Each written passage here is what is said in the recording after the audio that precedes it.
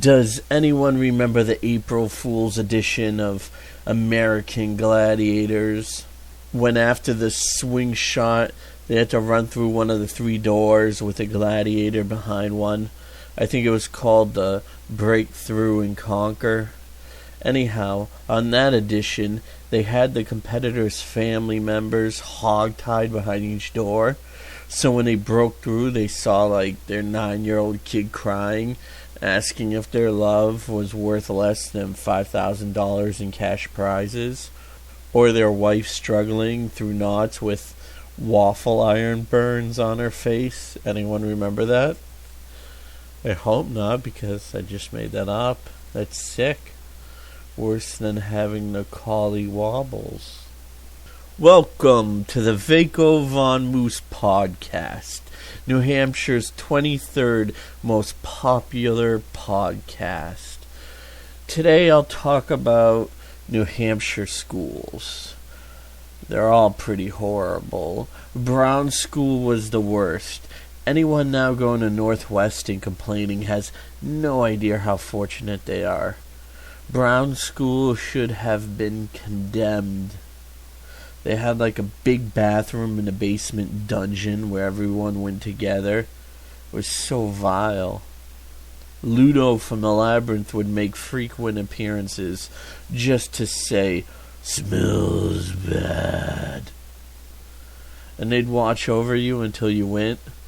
Looking back, that was wrong on so many levels. I know I delve into the absurd off and on, but that was factual.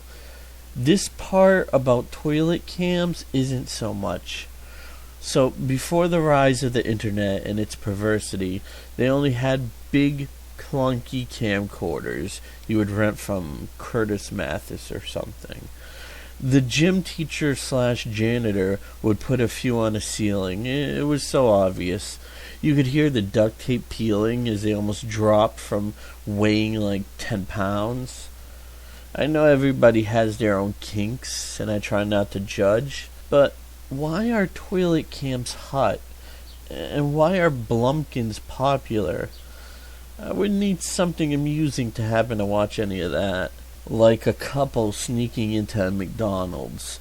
They start having oral sex, and someone dressed in an Uncle O'Grimacy costume pops in holding a tray of Shamrock Shakes and drops them in slow motion at the sight. I really hate to give teachers a bad name because I hear about inspirational tales all the time. About so-and-so making a student want to get into their field because of them. But pretty much every teacher I had in Manchester public schooling was horrendous. They'd say study, don't study. Honestly, I only care about tonight's Megabucks drawing. I enjoy the new anti-bully campaign. I think kids should have some adversity throughout life, but back in the day, teachers didn't stop fights, and certainly didn't calm situations before the fights. I remember this one kid, Harold, who got picked on constantly for wearing a shirt with a piglet that said oink oink. I'm guessing his parents finally prepped him on a speech, or he was just really bright for his age. But he told the bullies off one day. He said the only reason everyone is laughing with them is because they don't want to be the next targets, and that the only reason he was making fun of him was because he's probably miserable and gets picked on at home. Of course, the kids beat the shit out of him and stole his lunch money and special edition Ecto Cooler High C. But looking back, I wish I would have had more will to defend that sow-loving kid. It destroys uniqueness and creativity. Everybody follows along the asshole with the least intelligence, and that becomes the normalcy into adulthood, who get into political office, the law, and yes, teaching. They're cracking down more, but I had one teacher who would talk about Christianity nonstop, and this wasn't a Christian school, and when kids would pee their pants, the janitor would come with the oops absorber and throw that pink sawdust shit all over. And the teacher would tell them God is watching and will be upset. I wonder if she's in a nursing home right now with a weak bladder. Parkside Junior High was pointless. Early on you learn basic math and English, and in high school and college, if you participate, you can learn a few neat things. But junior high is a holding pen. Kids are confused and rebellious. Teachers carry paper bags with Jack Daniels in them. They both just want the day to go by. Nobody does anything. It's a forgettable haze. I try not to bring up real names, and since I don't know his actual first name, I'll make the exception this time. But one teacher that was mildly amusing was Mr. Mercier. He was a heavy-set man that would talk about being on the New York Knicks, and Pat Riley benching Charles Oakley to put him in. Those teachers at least made the day slightly amusing. There was a math teacher going through a divorce that was incredibly sexist.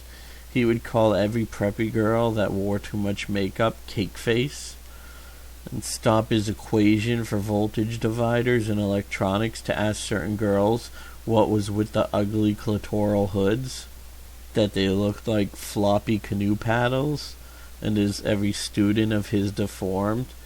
He'd make a shivering gesture of disgust and tell them to wear longer skirts, and then continue on with the formula and answer.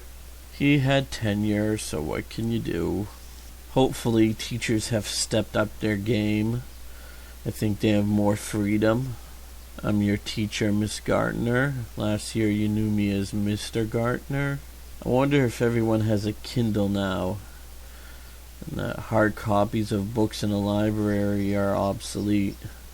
All we had were paperback anthologies of the Kathy comic strip. They were terrible. Do you get homework on USBs? Can you major in twerking? I'm curious about what goes down. Perhaps I should pull a 21 Jump Street routine. I actually thought there was an undercover cop in my biology class.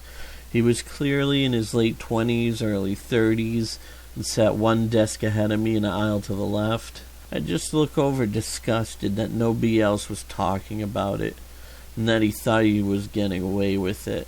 I expected him at any moment to turn around and ask where he could find some nose candy, and start tapping his nostrils, smiling at me.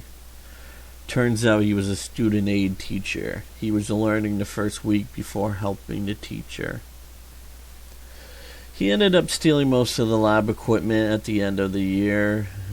He uses the scales to weigh cocaine. He sells yayo off of Lake Ave. Go figure, right? Well, it's getting late, so that's it for the second installment of the Veikko Von Moose podcast. Hope you enjoyed it, and have a meritorious day.